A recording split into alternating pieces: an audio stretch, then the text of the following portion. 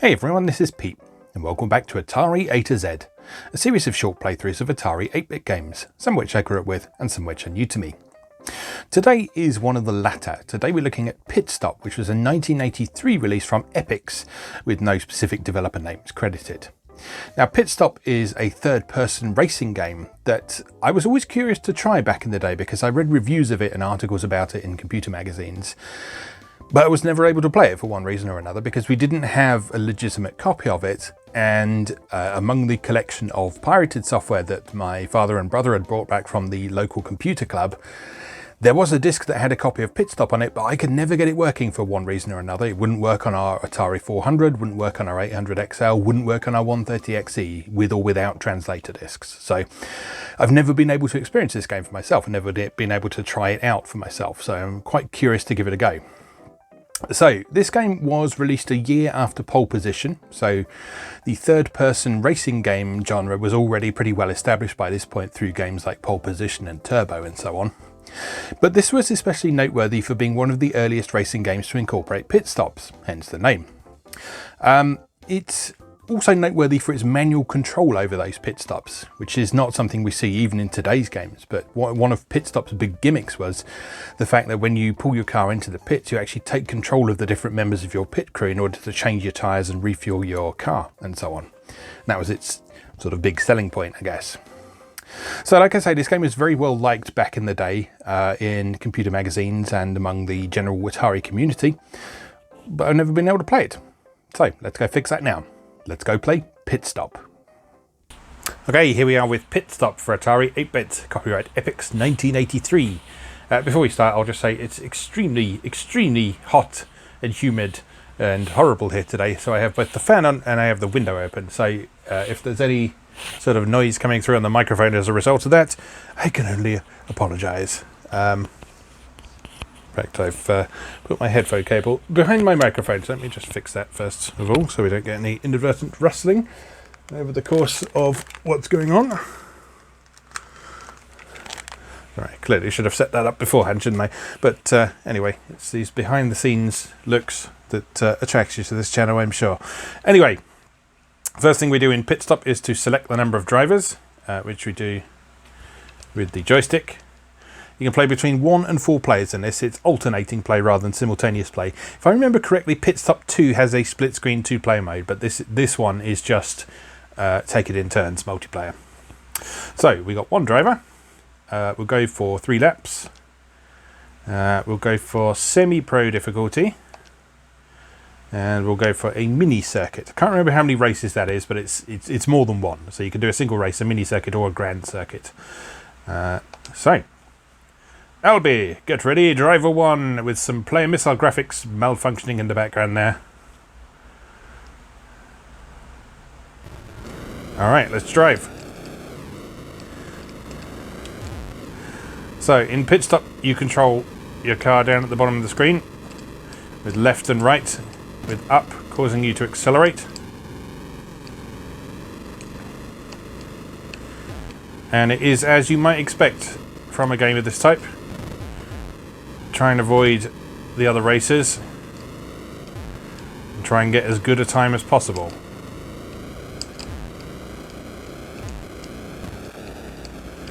You notice the game isn't actually tracking your position at all. All it's doing is counting your time.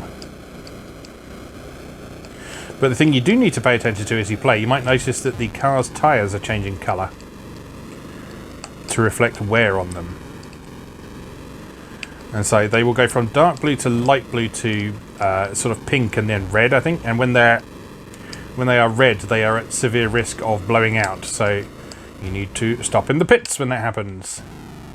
When you stop in the pits, you go and pick up a dude to go and grab one of your tyres and replace it with a new, fresh, dark blue one. And you can do the same on that one. And pop it back in the right place, then move him out of the way. Press the fire button to select another dude.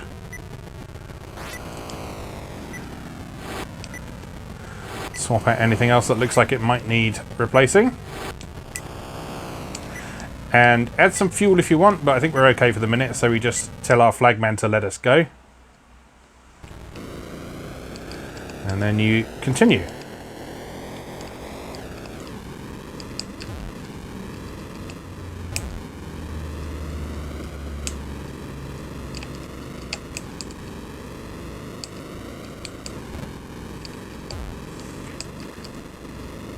So you see, the design of this game is pretty simple and straightforward. Like the turns aren't very tight. And the courses aren't terribly complicated. There's also a bit of an issue with playing this in single player, which is that you notice there, I'm placed first because there's no one else. So one of the things with the fact that this game doesn't reflect your position as you play against the computer controlled races, they're just obstacles. If you're playing in single player, you will always win. And so this game is clearly designed to shine in multiplayer.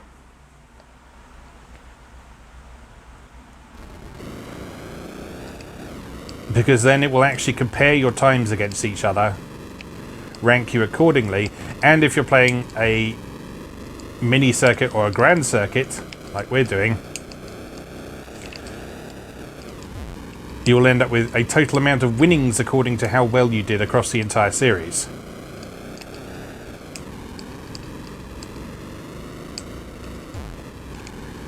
Whereas if you're playing single player, you will always get that $50,000 for winning.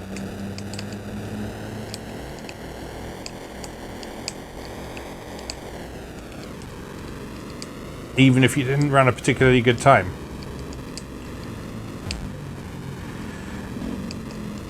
Now this floor is sort of interesting because looking back on reviews of this from back in the day, no one appears to have noticed it. No one appears to have noticed that sort of fundamental flaw in the single player design of this game. And I mean, it doesn't stop the game being fun. It doesn't stop the core gameplay of dodging cars and racing around the track being enjoyable. And if you're playing by yourself, you can always make a note of your best times on the various courses and try and beat those, I guess. But it does seem strange that there wasn't a little bit more consideration given to solo players.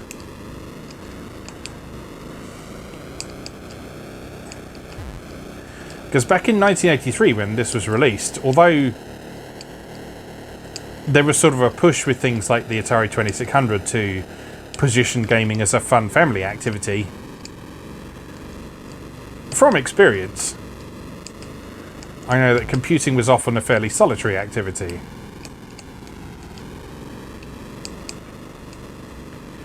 And so someone who picks up a copy of Pitstop would probably be playing it by themselves most of the time.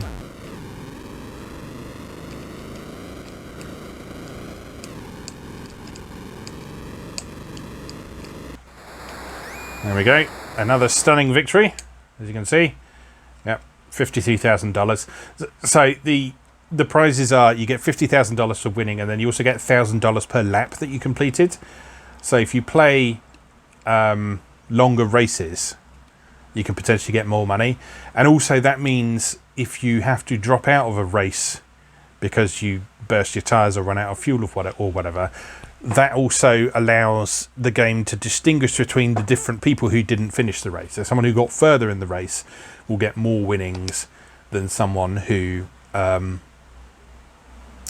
didn't get as far. All right, next track. This one's a little bit more wibbly. One of the nice things that we do have in this game is that little mini-map in the corner. That was still quite unusual to see in games of this type at the time. Like I say, this came out a year after Pole Position, and Pole Position does not have a mini-map. You just have to learn the course that's in there. Now granted, there's only one course in Pole Position, so the more you play it, the more you will get to know that course, but even so, the fact that there is a little mini-map in this does help you to... It does allow you to sort of prepare yourself for what this course is going to challenge you to do. So we know we've got a nice long straight here, so as long as we avoid the cars, We will be absolutely fine. And then we get into the wibbly wobbly bit again. But one criticism of this game from back in the day is that the tightest corners in this game are not very tight.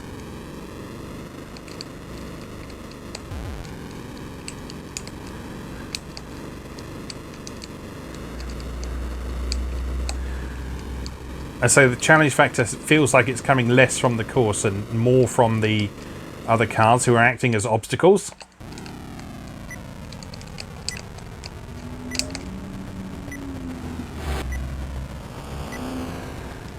Which I guess is fine to a certain extent. It's not unusual for racing games from this period to be designed like that. I mean, if you look at something like Sega's Turbo.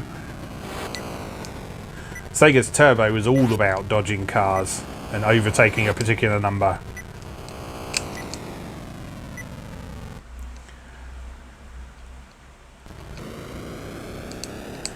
And in fact, I'd say in terms of feel and sort of perspective and stuff, this probably has more in common with Turbo than something like Pole Position.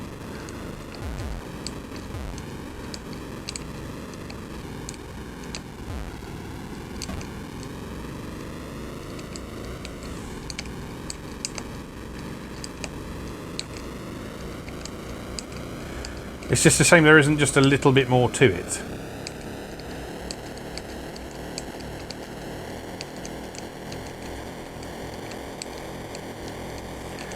Like something like, instead of the bonus for how many laps you completed, or perhaps on top of the bonus for how many laps you completed, maybe you could get some money for how many cars you overtook or something like that. That would make the scoring a bit more interesting and a bit more variable from game to game. Okay, we're done. So that is our mini circuit there. Let's just have another quick look at, let's try it on Pro difficulty and see what a difference that makes.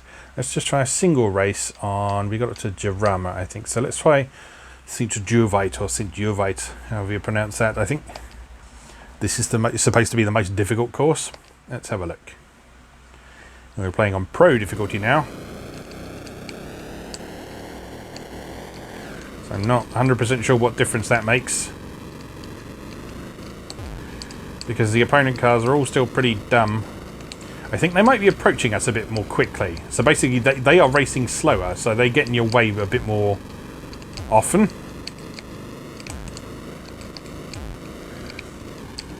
I think that's the main thing that's going on here, I think. So it's kind of the inverse of what you might expect. Because of the fact that the game's structure doesn't require you to overtake people, what's actually happening is in the harder difficulties, your opponents are going slower, so they get in the way more, rather than them racing faster as you might expect from a higher difficulty level.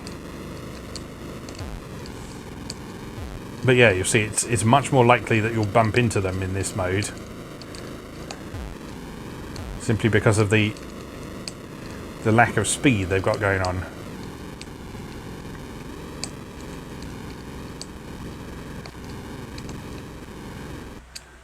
But yeah, you'll see that, so fundamentally the gameplay isn't all that different. The pit stop isn't any more challenging. I do like the pit stop sequence, but again, this is something that would obviously work better in the multiplayer mode, because when you're playing solo, your time is pretty much irrelevant, because it doesn't matter what time you get, because you're always going to win.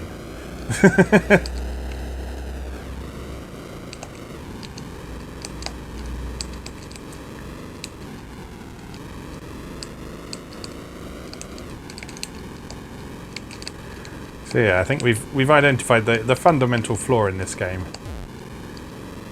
And like I say, despite that, it is fun. It's a competent racer.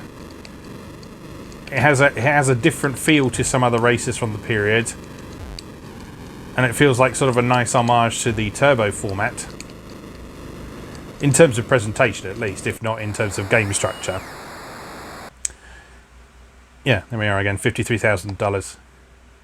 So I'll tell you what we'll do last of all then, is we will have, I'll pretend to be 4 racers, We'll do 3 laps on pro difficulty on a single course. Let's do Le Mans, because I don't think we did that one.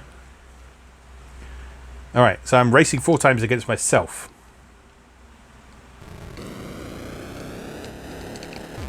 Alright, Pete number 1 gets off to a weak start by ploughing into the back of someone. Several times. Boingy, boingy, boingy. That's not going to be good for his tyres, is it? No, no, no. Your tyres are the only part of you that can get damaged in this, by the way.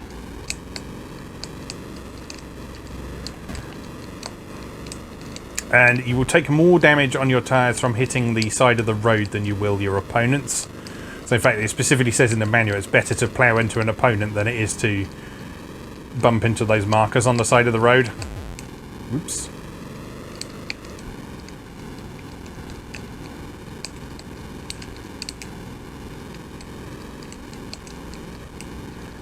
Alright, playing fairly cautiously here, but still bumping into a few things. No, no, this is not good at all. I suspect the other 3 Petes will do much better than this. Maybe. We will see.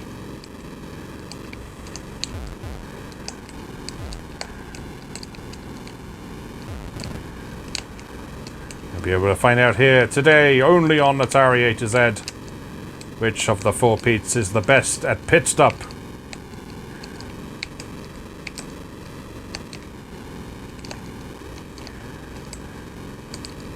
Because at the moment it doesn't appear to be Pete Prime.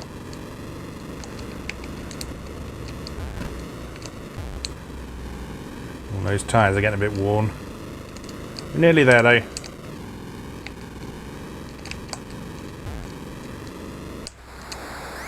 Alright, 1 minute 25 for Pete Prime. Pete number 2.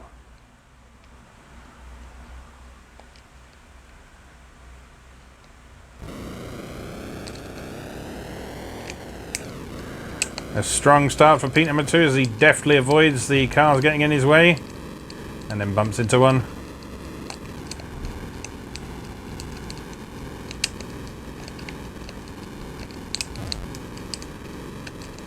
A little nudge on the side of the road there.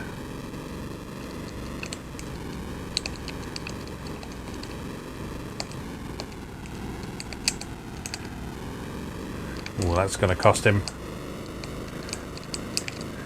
A little clumsy overtaking manoeuvre there. Tyres are still in good shape. It's not a good place to overtake. Take them on the outside. Through the middle.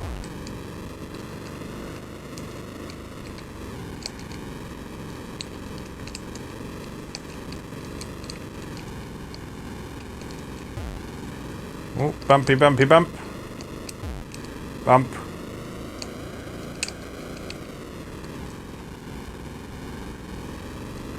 Pete number 2 being very cautious on the brakes with the overtakes.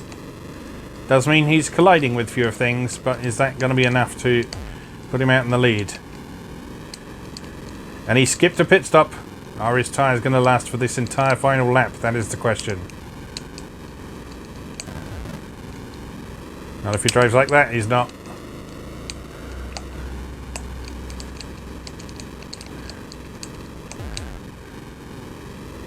Very worn on those back tyres now.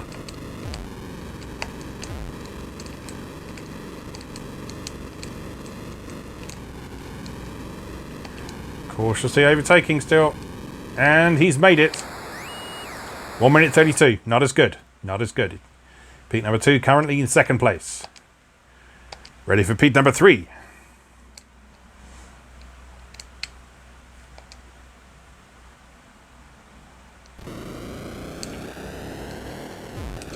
Flooring it off the start line, straight into the back of an opponent as before. And again. Not good. Not good at all.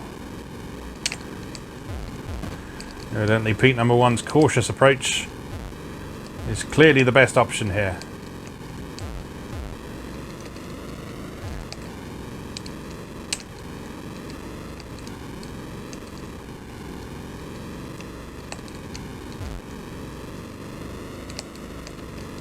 One lap down.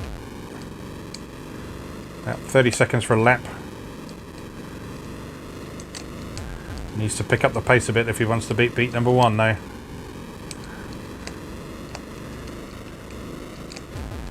Let's have fewer of those bumps and more of the driving. At this point, none of the Petes have had a pit stop. So that means neither Pete number 3 nor Pete number 4 can really afford to have a pit stop, because it will just waste time for them. Pete number 3's tyres are in reasonable condition.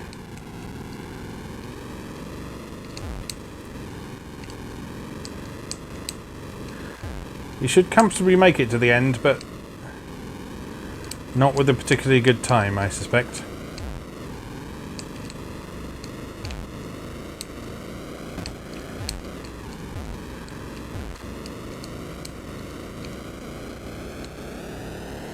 Oh, it's a speedy finish.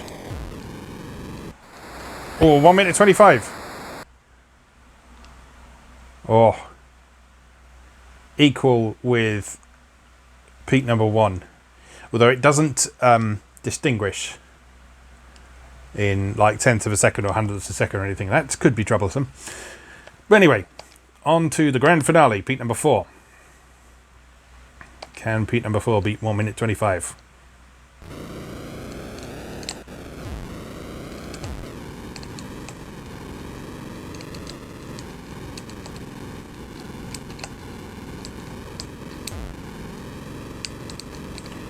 Wriggling around the road like a crazy person.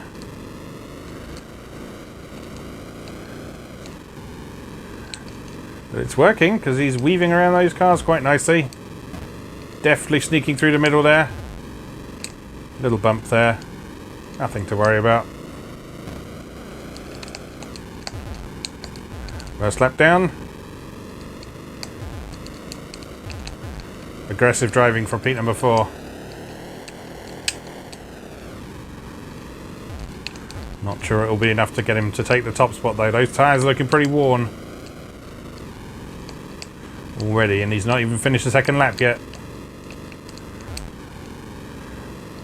But remember, he absolutely cannot afford to do a pit stop because none of the other 3 have. So it's all or nothing for Pete number 4.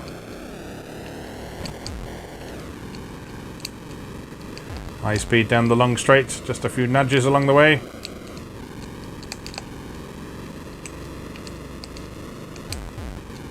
This is oddly exciting. Oh, look at those tyres, they're not good. They're not good at all. But they're not pink yet, that's something.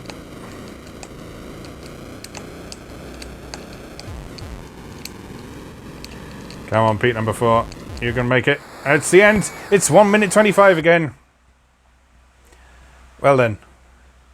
There we go. There's the results. Pete number 1, Pete Prime, is the best Pete. And so he should be. Right, so Pete number 1 wins $53,000. Pete number 3 wins $28,000. Pete number 4 wins $13,000. That's a little bit unfair because it just seems that whoever went first wins in that case, if you get the same time. And Pete number 2 languishing in last place with just $8,000. Alright, I think that's probably enough pit stop for one day. Yeah, fun, but flawed, I think we can say fairly comfortably with that one. It'd be interesting to see how Pitstop 2 does things, because I remember Pitstop 2 also being quite well regarded back in the day. But also the fact that it's quite different from this one. So it'll be interesting to see quite how different, because like this first one, I haven't played Pitstop 2 at all either. So I'll be intrigued to try that out next time we get to P. So remind me, because I'll probably forget. Anyway, let's do that there for today. As always, thank you very much for watching, and I'll see you again next time.